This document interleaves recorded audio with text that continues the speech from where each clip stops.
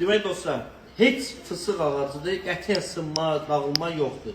Baxın, çəkil. Bu qiymətli soğuşa söz çıxılmıyor. Yo, şeye oxşadı indi də. Biz sən nəyə oxşadı? Başqa mağazan malı O hissəsini kəsəsən. çırpır, bizim mağazan malı yavaşca qoyur. O hissəni kəsəsən, çox qəşəng, rahat. Allah'ım desin, adam özü... Hətta çox uşaqlı atalarsın, bax. Biri burada, gəl burada. Biri burada. Sən də çıxma oynama.